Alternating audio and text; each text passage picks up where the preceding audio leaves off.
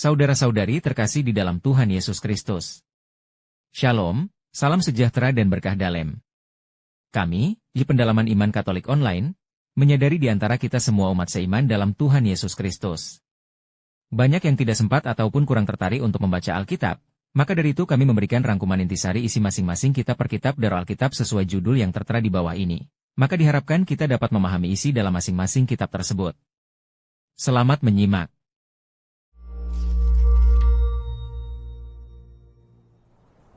Jika kita pergi ke padang gurun, kita akan mengerti mengapa tempat itu menjadi salah satu tempat yang paling mematikan dan tak dapat dihuni di planet ini. Tempatnya kering, dan di mana tidak ada air, di situ tidak ada kehidupan. Inilah gambaran yang kita dapatkan dari halaman kedua kitab Kejadian. Kisah ini dimulai dari padang gurun yang kering dan sunyi. Tetapi Allah menyediakan mata air yang menjadi sumber kehidupan bagi hewan dan tumbuhan di padang gurun ini. Dan di sana Allah juga menyatukan seorang pria dan seorang wanita, supaya umat manusia dapat bertumbuh dan menebarkan kehidupan di dalam taman. Betul sekali. Dan mata air di taman itu mengalir menjadi sungai yang membasahi seluruh bumi dan dapat mencukupi semua orang. Itu semua adalah karunia dari Allah. Yang luar biasa, manusia berada di taman yang subur, tetapi ternyata mereka malah membuatnya menjadi rusak. Benar, terlepas dari semua sumber air yang telah Allah sediakan, mereka seperti masih merasakan kekeringan jauh di dalam lubuk hati mereka. Inilah gambaran dari keadaan manusia yang selalu dan semakin haus. Tetapi, semakin haus akan apa? Nah, di dalam kisah ini, manusia menginginkan lebih banyak hikmat agar dapat membangun keamanan dan kendali yang lebih kuat dengan cara-cara mereka sendiri. Namun sayangnya, keinginan ini hanya membuat mereka lebih haus dan saling curiga satu sama lain. Akibatnya, mereka kembali berakhir di padang gurun. Manusia kehilangan jalan menuju air kehidupan. Oleh karena itu, mereka tidak bisa menyebarkan kehidupan dari Allah kepada dunia. Sehingga Allah harus menyelamatkan mereka dari padang gurun itu. Ya, seperti dalam kisah Yakub, tipu muslihatnya telah merusak hubungan dengan keluarganya, hingga ia harus melarikan diri dari masalahnya menuju padang gurun. Tetapi di sana ia menemukan sebuah sumur dan ia berjumpa dengan seorang wanita. Wah, ini seperti di Taman Eden. Seorang pria dan seorang wanita bersama di dekat sumber air. Benar. Kemudian melalui keturunan Yakub, Allah membentuk bangsa Israel dan mengundang mereka untuk mengambil bagian dalam hidup Allah, sehingga mereka dapat menjadi mitra Allah yang membagikan hidup itu kepada orang lain. Terkadang mereka melakukannya. Tetapi akhirnya mereka harus bergumul dengan kekeringan dalam jiwa mereka, haus akan kuasa dan kendali yang lebih besar yang membawa mereka ke dalam kekerasan dan kehancuran.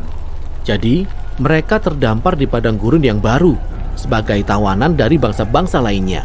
Semua upaya untuk memuaskan rasa haus dengan cara-cara kita sendiri, ini yang akan membunuh kita.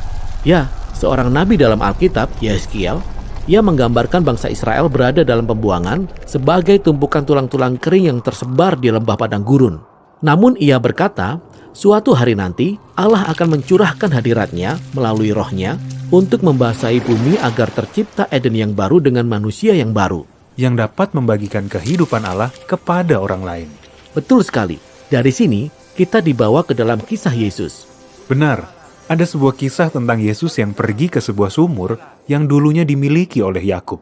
Dan seperti dalam kisah Yakub, Yesus berjumpa dengan seorang wanita. Ia berkata kepada wanita itu bahwa sebanyak apapun ia minum dari sumur itu, ia akan selalu haus lagi.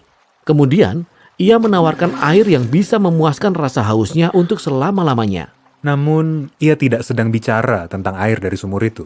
Tidak. Yang ia bicarakan adalah hidup dari Allah bagi kita, yang datang melalui Dia untuk memuaskan rasa haus kita yang paling dalam. Itulah sebabnya, mengapa Yesus kemudian berkata, barang siapa haus, baiklah ia datang kepadaku dan minum dari aku. Wah, ini gambaran yang luar biasa. Tetapi ini juga aneh, minum dari seseorang.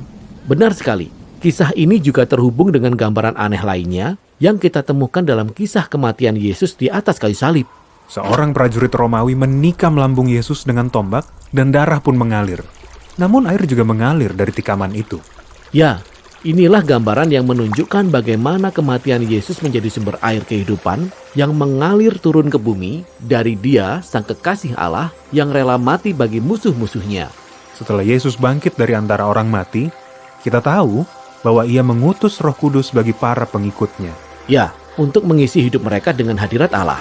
Itu sebabnya Rasul Paulus berkata bahwa ketika kita menyatu dengan Roh Allah, maka buah Taman Eden akan mulai bertumbuh dalam hidup kita. Kasih dan sukacita, kesabaran dan kebaikan, kelembutan dan pengendalian diri. Orang-orang yang seperti ini dapat menciptakan hal-hal indah dalam dunia yang akan membawa kehidupan bagi orang lain. Ya, seperti aliran-aliran kecil dari hidup Allah yang mengalir menjadi satu dan menuntun kita kepada pemandangan yang indah yang dapat kita lihat di halaman terakhir dalam Alkitab. Itulah sungai kehidupan yang baru. Ya, sungai itu mengalir dari Allah menuju ciptaan yang baru dan membawa kehidupan kemanapun ia pergi.